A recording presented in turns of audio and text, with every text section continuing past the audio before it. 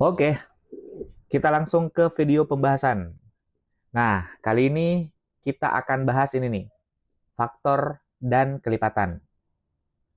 Jadi, pembahasannya ada dua, yaitu faktor dan kelipatan. Kita bahas yang ini dulu nih, tentang faktor. Apa itu faktor? Jadi, faktor adalah bilangan bulat yang membagi habis suatu bilangan bulat. Jadi, faktor itu selalu berpasangan. Langsung saja, saya kasih contoh. Contoh, berapa ya? Angka 12, coba. Nah, 12. 12 ini faktornya berapa? Jadi, cara carinya gini. Nah, gitu. Berapa dikali berapa dapat 12? Mulai dari 1. Berarti 1 kali 12. Lanjut. Kalau 2, iya, 2 kali 6. Kalau 3, 3 kali 4. Kalau 4, nah 4 kan sudah ada di sini. Berarti tidak usah diteruskan. Nah, jadi faktor dari 12 itu adalah yang ini nih. Oke? Di sini bisa saya tuliskan faktor dari 12 adalah 1, 2, 3, 4, 6, 12. Kayak gitu. Oke? Jadi kalau yang ditanyakan berapa faktor dari 12? Jawabannya adalah ada 6 faktor. 1, 2, 3, 4, 5, 6. Tapi itu adalah faktor positif. Sebenarnya, kalau kita bahas secara umum faktor itu ada faktor positif, ada faktor negatif. Jadi, ini tidak berbentuk positif saja. Ini harusnya plus minus. Nah, jadi bukan positifnya saja, minusnya juga ada. Nah, biar lebih jelas, saya tuliskan plus minus di samping sini nih. Jadi yang dimaksud 1 itu plus minus 1. 12 juga kayak gitu. 2 juga. 6, 3, 4. Jadi faktor itu bukan hanya yang positifnya saja. Yang negatif juga termasuk. Oke? Coba deh, lanjut. Contoh yang kedua, misal 18. Nah, berapa faktor dari 18? Di sini kita bisa pakai metode yang tadi. Set, set. Nah, gitu. Berapa faktor dari 18? Iya, 1 dan 18 ya. Ini saya tuliskan saja langsung plus minusnya. Plus minus 1 dan plus minus 18. Oke, sudah 1, berarti lanjut. 2. Kalau 2, 2 kali berapa dapat 18? Iya, betul. 2 dan 9. 2 kali 9, 18 ya. Kalau 3, 3 kali berapa dapat 18? 3 kali 6. Kalau 4, bisa tidak 18 dibagi 4? Tidak bisa ya. Kalau 5, tidak bisa juga. Kalau 6, nah 6 sudah ada di sini. Berarti sudah ada pasangannya. Kalau terjadi seperti itu, kita berhenti sampai sini saja. Jadi, faktor dari 18 itu plus minus. Angkanya silahkan dituliskan. 1, 2, 3, 6, 9, dan terakhir 18. Kayak gitu. Oke ya? Nah, tapi biasanya untuk di FPB ataupun KPK, itu biasanya kita pakai ruang lingkup bilangan asli saja. Jadi di sini saya coba tuliskan. Untuk bilangan asli, ada beberapa catatan terkait faktor. Nah, di sini saya coba tuliskan. Faktor selalu kurang dari atau sama dengan bilangannya. Jadi faktor dari 12 itu paling besarnya adalah 12. Tidak mungkin ada lebih besar dari 12. Faktor dari 18 paling besarnya adalah 18. Tidak mungkin ada lebih besar dari 18. Makanya di sini untuk bilangan asli, faktor itu selalu kurang dari atau sama dengan. Nah, jadi ini paling besarnya, ini kurcacinya, yang kecil-kecilnya ya. Ini paling besarnya, ini kurcacinya, yang kecil-kecilnya. Oke? Terus faktor juga itu terbatas. Beda nanti dengan kelipatan. Saya coba tuliskan dulu. Jadi faktor itu jumlahnya terbatas. Misal 12, faktornya cuma yang ini. Kalau faktor positifnya berarti ini cuma 6. Kayak gitu. Oke ya? Ini saya kotakin dulu deh. Nah, untuk faktor aman ya? Aman dong. Nah, lanjut. Setelah faktor, kita akan bahas kelipatan. Saya garis dulu. Set. Nah, di sini kita akan bahas kelipatan. Apa itu kelipatan? Saya tuliskan definisinya. Jadi, kelipatan adalah hasil perkalian suatu bilangan bulat dengan bilangan bulat lainnya. Maksudnya begini, saya kasih contoh. Misal 3. Kelipatan 3 berapa? Jadi kita tuliskan, ini kan 3 berarti 3 kali 1 ya. Kalau di sini berarti 3 kali 2. 3 kali 2 berapa? 6. 3 kali 3, 9.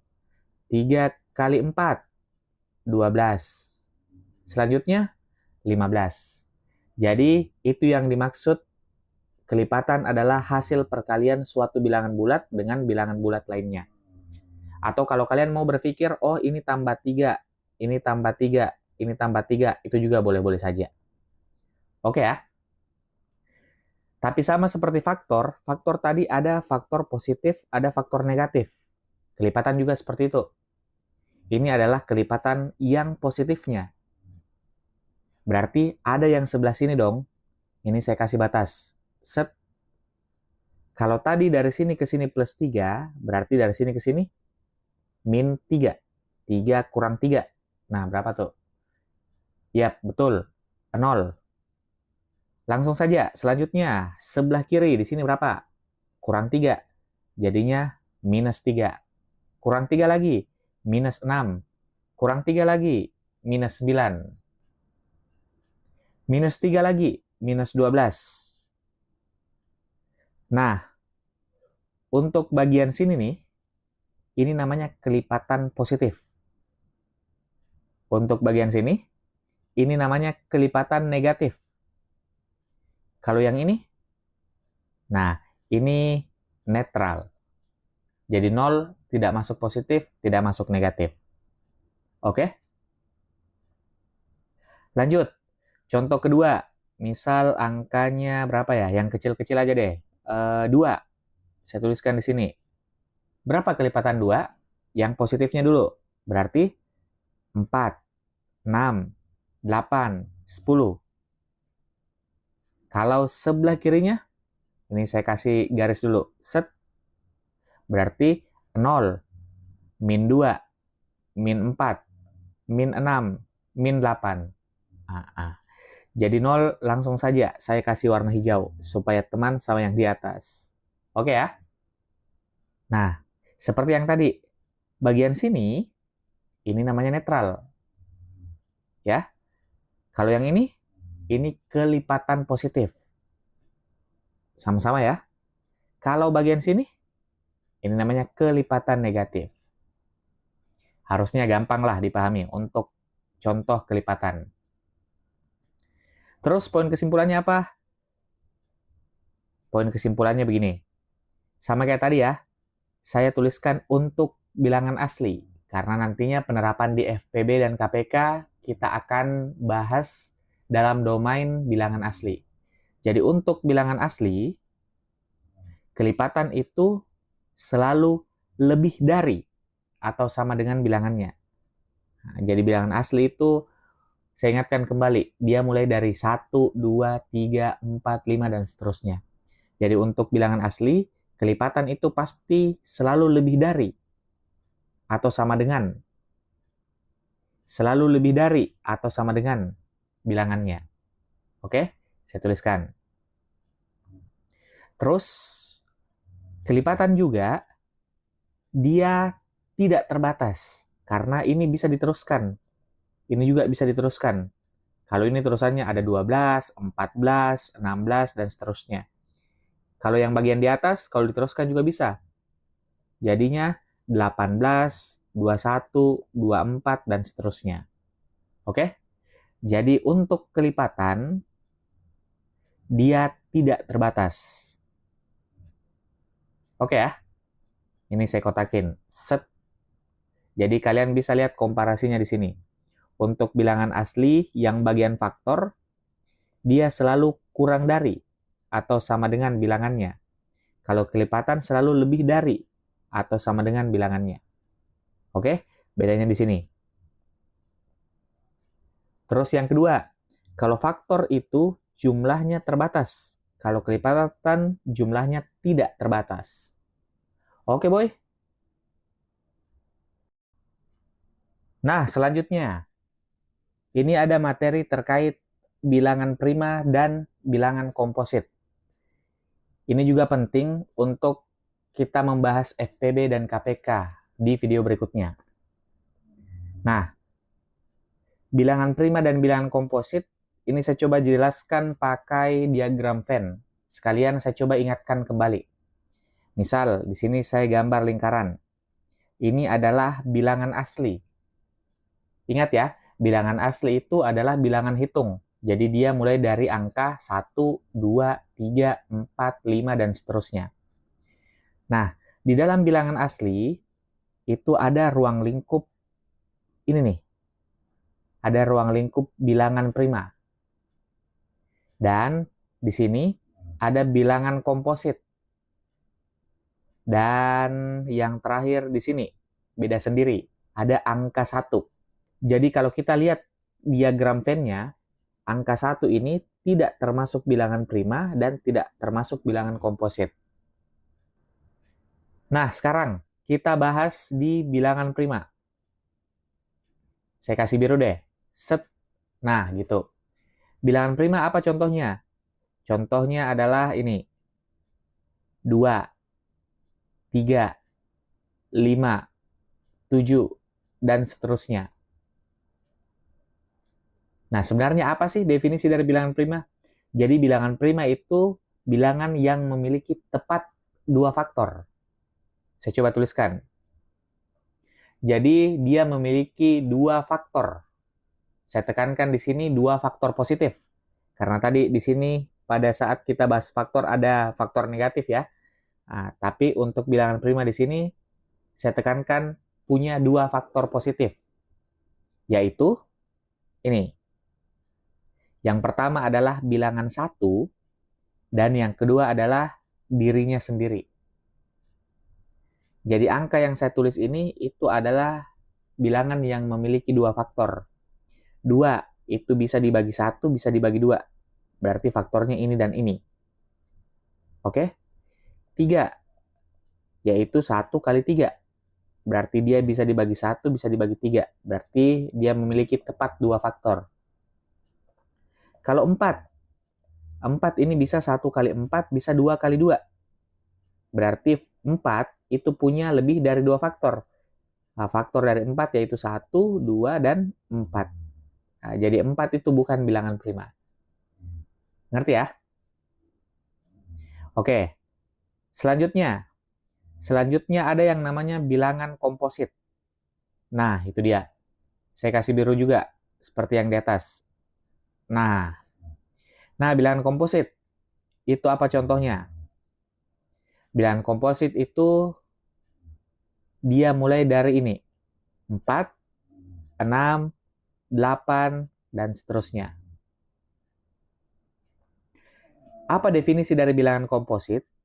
Jadi bilangan komposit itu bilangan yang memiliki lebih dari 2 faktor. Saya tuliskan.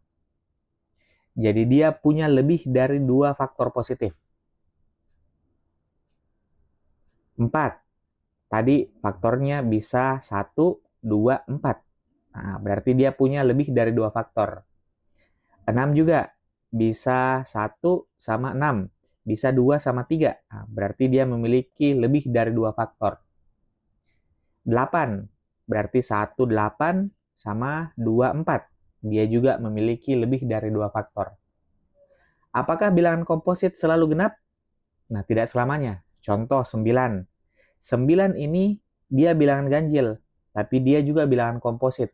Karena bisa 1 kali 9, bisa 3 kali 3. Berarti dia juga memiliki lebih dari 2 faktor. Oke ya? Nah, sedangkan yang terakhir yang kita bahas, angka 1. Oke, saya kasih biru juga.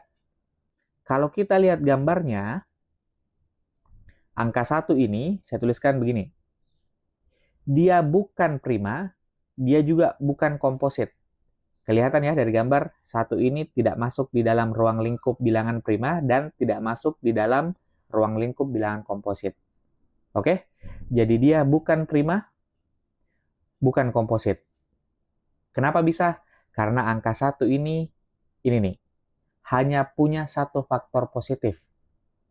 Berapa faktornya 1? Ya 1 itu sendiri. Berarti dia hanya punya 1 faktor positif. Bisa ya? Bisa dong.